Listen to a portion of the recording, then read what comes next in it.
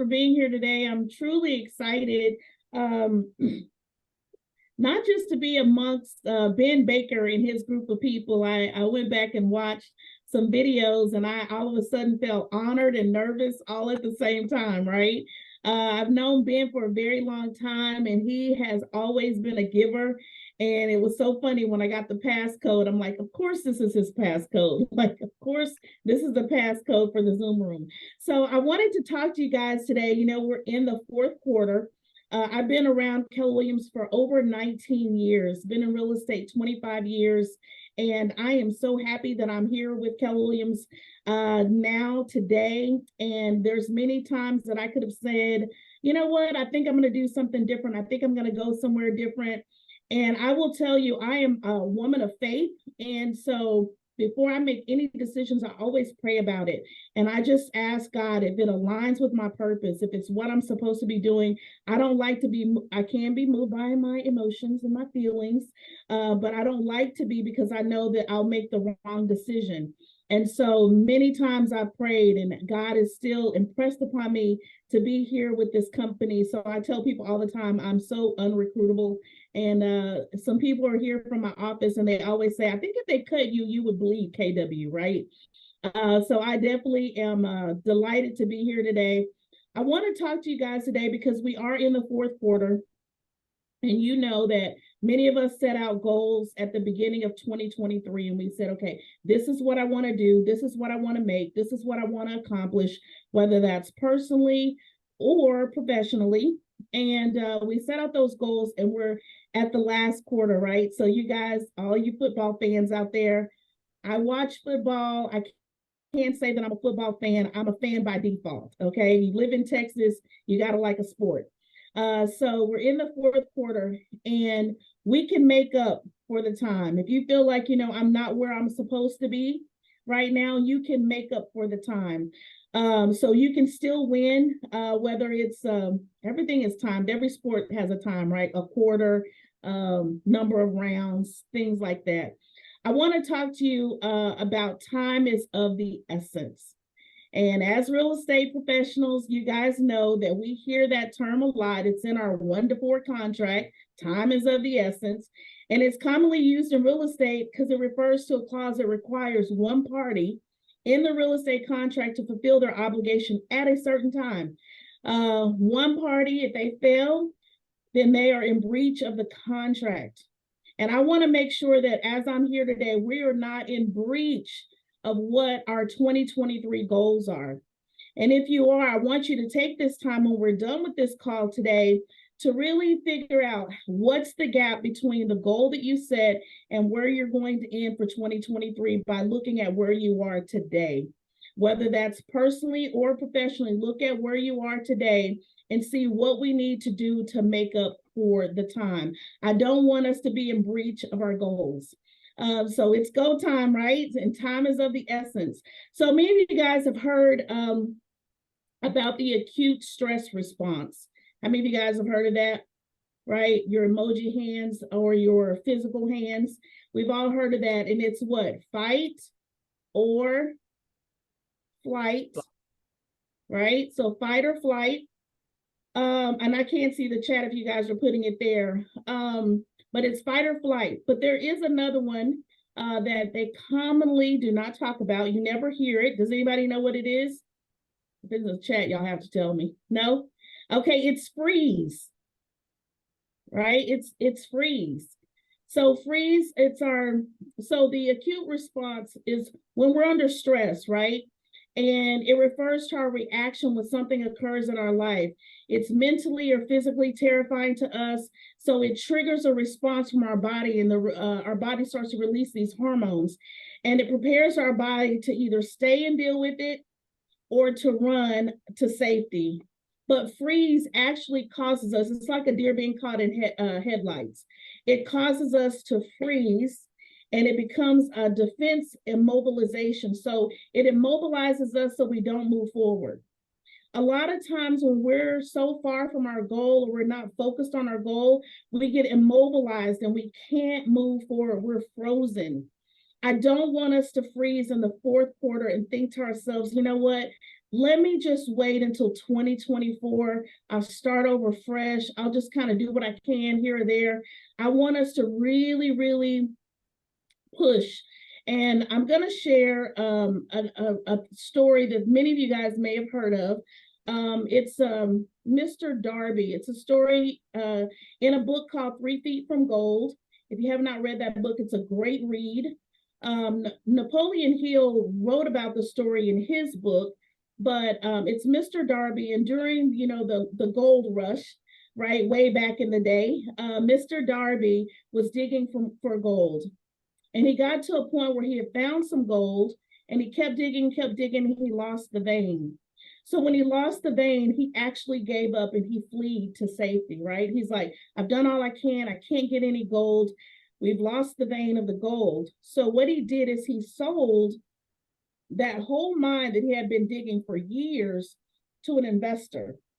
When he sold that to an investor, what the investor did is he went and got wisdom from someone else. So you guys may have a team leader, a coach, somebody that you can run to get some wisdom from about where you are right now.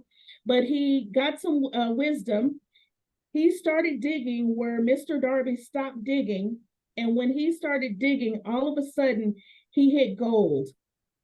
Mr. Darby was 3 feet from gold before he gave up, right? If you guys have not, I'm telling you, haven't read that story, you got a kid out there, a teenager, a young adult, they need to read the story. It's an amazing story. Well, I'm going to tell you really quickly about my story. It's the thing that I believe that Ben wanted me to share. And so in 2021, I had contracted COVID after avoiding it for so very long. I was the person out and about, right? Would wear my mask when I could. If I didn't have to, I didn't want to. And so I contracted COVID. I didn't know I had COVID. I really thought I just needed to rest. I felt like, maybe I needed a vacation. I had just resigned from being team leader in Arlington. And I'm like, I need a break, right?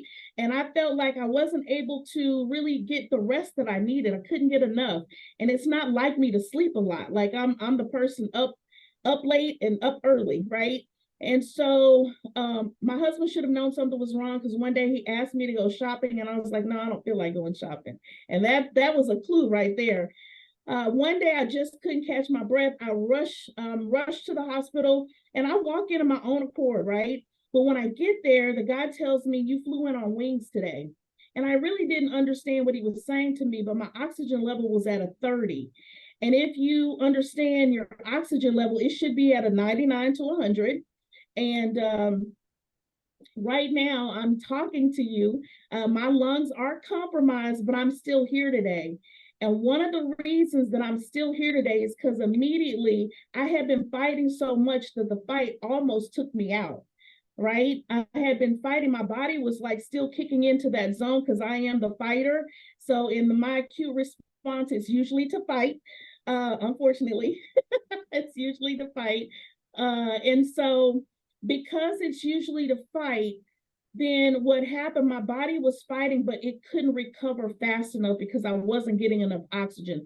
I wasn't getting enough oxygen to my brain. My husband's best friend's a surgeon. And one of the things he said, he goes, I don't even know how she was formulating sentences. So if you talk to me around that time and I didn't make any sense, don't charge it to my head and my intellect, right? But one of the things I will tell you is that everyone told my husband to give up on me, that I would not make it out. No one had lived in my condition. No one had lived in my condition.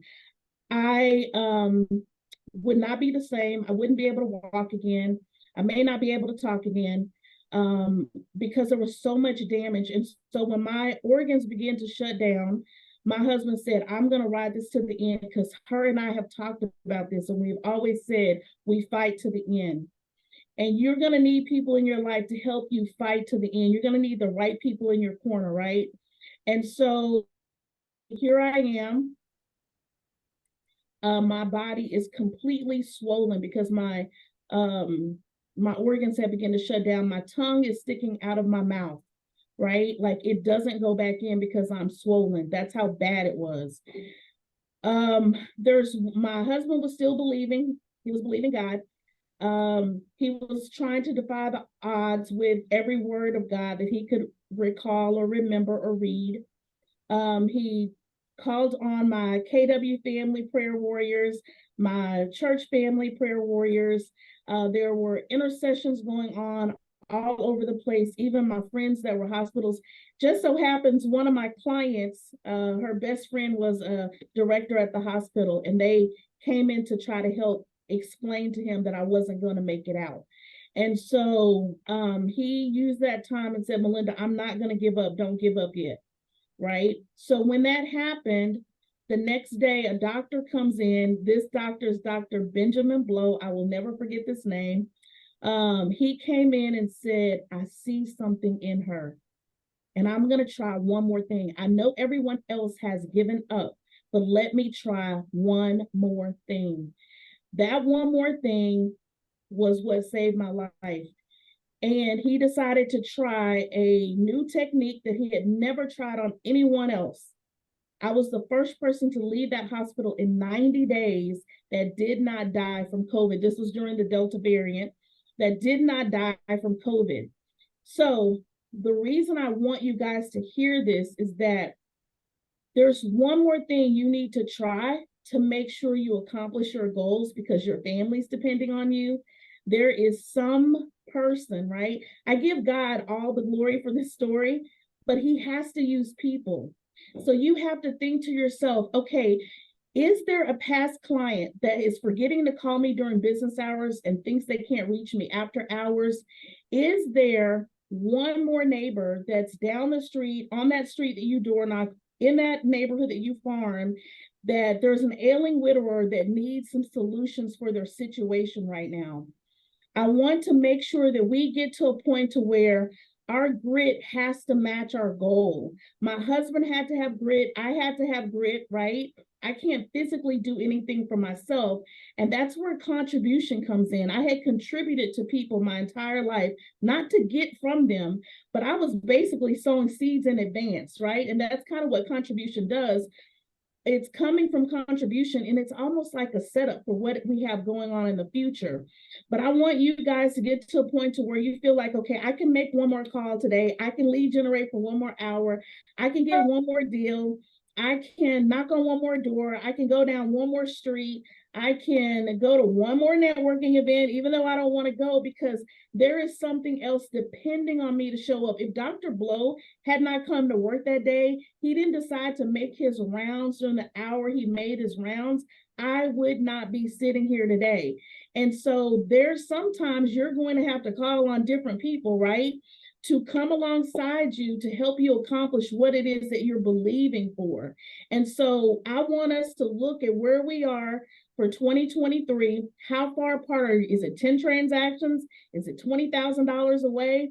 Ask yourself, like, do I want to show up 100% or do I want to forfeit? Right? I didn't want to forfeit. I wanted to live as long as I possibly could, right? And I know that there's some other things. You don't have time to sleep longer, right? You don't need 10 more minutes. So stop hitting the snooze button, right? I want us to get our GPSs back out, our 135s back out. You should have one personally. You should have one professionally, but I want you to get it back out. And I want you to think, okay, who are all those people I did those CMAs for? Who are all those people I did the CMAs for? Can I go back and ask them where they are right now in the process? Maybe it was just to fight taxes or something like that. So I want us to really think about where we are. I want you to think about, am I where I'm supposed to be, and how much more is left in me? How much further can I go in this quarter to make sure I hit my goals? Wow. Wow. Just, I can tell you're a team leader, because you're like, wait a minute, I was given 15 minutes and I'm taking 15 minutes, and you took 15 minutes. I'm like, I was trying to talk fast. I was trying to talk fast. Oh my goodness. I don't think anybody has been this powerful in 14 to 15 minutes ever on this show. I can't even begin to tell you, and I am so thankful that you shared that story, because I think no one knows that I shared it with Christina earlier, that you know what, we can't do it alone. And I hear this, and I can tell you, I'm not sure if you're aware, but the call came out to leadership, right? Tommy made the call that basically you were done, and I can tell you there were tears, and but you're here, and won't he do it? Yeah. Right? Won't he do it? Yeah. You know what? It's I don't think that's just for our community. I think it doesn't matter the community that you're in, but we say it all day because I think we truly believe it. Give him an opportunity and watch him show out, right? He did it for you, and he'll do it for so many more. I can't tell you how blessed we are to hear this. And using the football analogy that you started with, be a Dion fan or not, right? Okay, that's He true. is shaking things up because he believes. And one, you believed, your husband believed. Oh Your yeah, he has a community, powerful story for sure. your community believed, Yeah. right? And even though the call went out, we didn't give up because we prayed, and we prayed hard. Yeah.